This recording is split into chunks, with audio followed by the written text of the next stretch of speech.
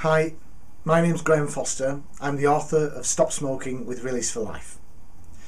People ask me what's different about Release for Life, and the way I can describe that is that I have to tell you a little bit about my story.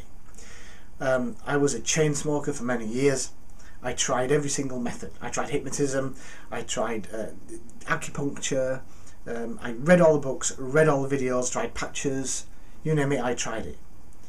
Now it was the books in particular that helped me, and they taught me about illusion, that smoking really is a set of illusions. Having said all that, I still didn't quit. I didn't know what to do with cravings. I didn't know when was the best time to try and stop, and every time I hit a craving I caved in and started smoking again. And it wasn't until I worked out how the smoking addiction actually works mentally that I was able to get free from caving in every time I got a craving. So what's different about Release for Life is it explains these mental processes so that you know what's happening. You know that you're having a craving. You know what a craving is. I didn't even know what a craving was, okay? Let alone how it worked, let alone how to not cave in. So I needed these explanations, and I eventually figured this out. And that's what Release for Life is about. It's about communicating to you how this addiction actually works. And the more you understand what's happening to you, and more importantly, why it's happening to you, the more chance I think you might have of becoming free. It certainly was the answer for me. To give you an example, I would sort of read a book, and the book would say, well, smoking doesn't help you relax, it doesn't do this, it's not a crutch, in fact it's the opposite of everything and it's all illusion. And I'd be, great, I can quit this, and I would quit smoking, and a week later I'd be back smoking. So there was something missing. What was missing was the explanation. Why does it work this way? How does it work this way? And when I figured all that out, I just quit, and it did end up being, I have to say, very, very easy. So to give you an example, I mean, what is a panic attack? No one explains what a panic attack is. People say you're having a panic attack because you're suffering from the illusion that you need to have a cigarette or something. Well, fine, yes, but I already know that, thank you. It doesn't stop the panic attack, and I still don't know what to do with a panic attack except have another cigarette. So I needed to know what a panic attack was about. This is just one example. And a panic attack is really, you have a thought that you have a need. I have a need to smoke a cigarette. The consequences if I don't, I fear. That bit of fear creates the adrenal gland to give you some adrenaline. Adrenaline is a muscle stimulant. It makes your heart beat faster. It makes you tense up. Your blood pressure raises, your temperature raises. So you feel flush, this flushed sensation, which feels like a panic. And as soon as you feel that, then you get a huge shot of fear, which your brain interprets as you're under attack, and so it gives you more adrenaline. And then you get really sweaty and nervous and shaky, and the only thing at the end of the day can cure this is a cigarette, if you don't know what's happening. When you know it's just an adrenaline reaction, and that it's just building up, and it's your reaction to the reaction that's creating more of the reaction, you just don't bother. It's when the craving comes, oh yeah, some adrenaline, yeah, I'll enjoy the buzz, and that's it.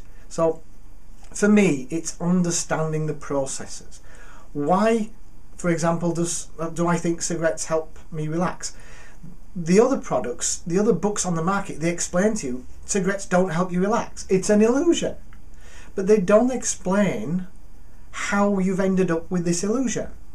Okay, so I'm walking around saying, oh yes, cigarettes do not actually relax you, you know, that's an illusion.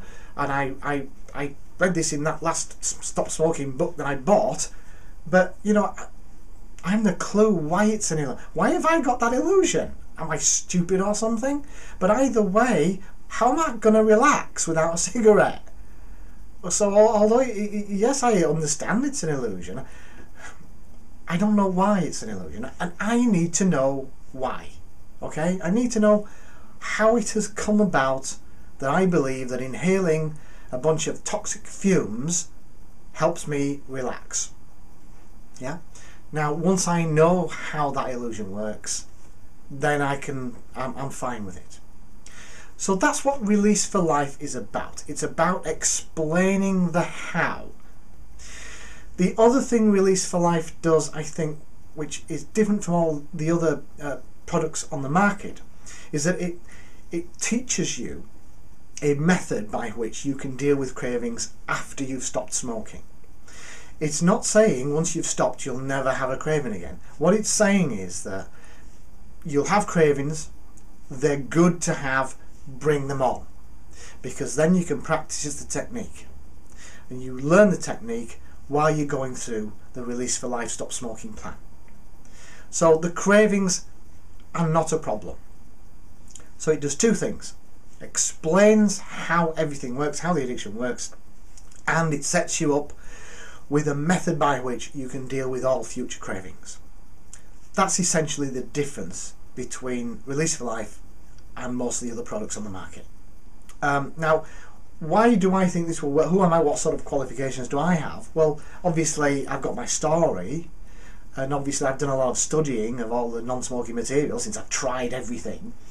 But also, unfortunately for me, as a younger man, I became an alcoholic and a drug addict. And I spent many years suffering from alcoholism and drug addiction. I was homeless for a while, I was put in hospital, etc. And 16 years ago, I got into recovery. So working through all that has taught me so much. My recovery from drug addiction and alcoholism has been, again, I've tried everything. I've been through the 12-step program, Minnesota model. I've done loads of cognitive behavioural therapy. I've looked at codependency, and I've put myself through lots of transaction analysis. So I've done the whole gambit of recovery techniques from all addictions. I'm currently the director of a drug and alcohol rehab in England. My sort of the way I've gone with my life is my meaning is to help people break free. My purpose, if you like, is to help people break free. My talent is communication. I was trained as a teacher, and I was a teacher for some time, and then I worked for one of the biggest companies in the world as a trainer. And so that's what I'm good at, communication. That's my talent, that's what I love, that's what my passion is. I'm also passionate about addiction. So my role, my purpose, my raison d'etre, if you like, is through communication to help people break free from addiction. If you want to quit, you will quit. Everyone can quit. All you have to do is keep trying. If you've tried one thing and it hasn't worked, try another thing. If you've tried that thing and that hasn't worked, try another thing. Because each time you try something, you do gain. You gain in some wisdom and in some insight and in some experience. Okay? And so every time you keep trying the next thing, you're more likely to succeed. I believe it was Henry Ford or some such very successful person said that a successful person is a person who is more willing to go through failure after failure after failure than others without giving up. Don't quit trying to quit. Just keep trying. We can prove anything with statistics, but in truth, all methods have a certain percentage of success. The trick is, if one thing hasn't worked, go on to the next and keep trying. Life's too short. Smoking is rubbish. It's just rubbish. Get free. You can. You really can. Try every method going and keep trying. You can do this. Just do it today.